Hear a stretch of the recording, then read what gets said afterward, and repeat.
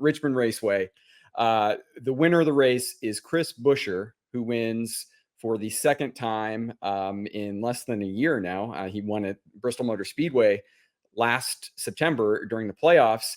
And I want to start here, I guess, Kim, because I don't feel like I know a lot about Chris Buescher, and I feel like that's somewhat on me. And I don't know if we in the media have done a good job of sort of exploring the Chris Buescher story. I know that some of it is he wins the 2015 Xfinity Championship.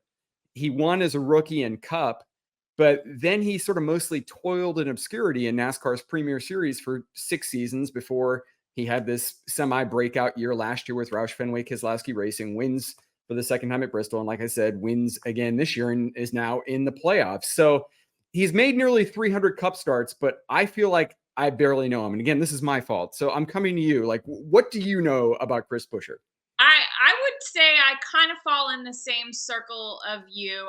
I know some of his story, obviously from Texas, salt of the earth person. But I think kind of this persona we get, this kind of, I don't want to call it mysterious persona. We just don't know him as well as maybe other drivers.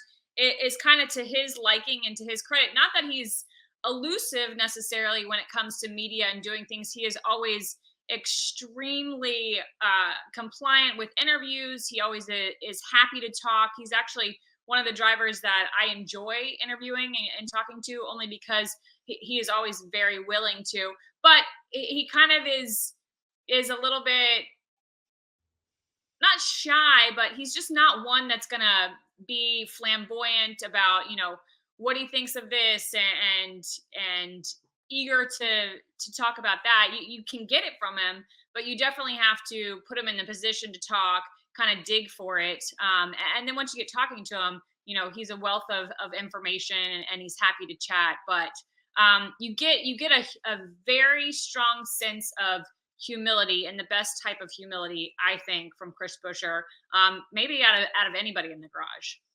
Yeah, and I think you're right. He's extremely accommodating when you ask him for an interview. Like Saturday during the driver bullpen at Richmond after qualifying, I got him by myself, and he gave me like 5 minutes. And when you ask him questions, I think he gives you, as you said, sometimes eloquent, long answers. I mean, he tries to give you what you're looking for, but he doesn't seem like he ever seeks out attention, and he's certainly not, I think, like his teammate slash car owner Brad Keselowski, where Brad's got some big picture views and he likes to share them. I don't know, maybe there's a yin and a yang there that works, or maybe it's just that he's a great driver, which is obvious given he's got 2 wins in the last year now in the Cup Series for Chris Buescher. But it seems like he's just sort of underrated, but yet appreciated by his peers. I know I have a hard time kind of putting my finger on what the Chris Buescher story is. Yeah, I like that. Underrated but appreciated. You get a real sense of like a blue collar guy. He's willing to do the work. Nose to the grindstone type of personality. I get the sense that he's very physical away from the track in terms of getting dirty and working on the land and that sort of thing. And so I think, again, he's a salt of the earth kind of personality, doesn't seek out the attention, but happy to give you the time if you ask. Yeah. And you had him because you were not working for NBC Sports this past weekend, but you were working for MRN Radio, and we were just talking. You had him as part of your pit sections. What's he like to listen to during the course of a radio? And what was it like to hear him during the course of this win? I mean, could you tell, because he started, I think, 26th.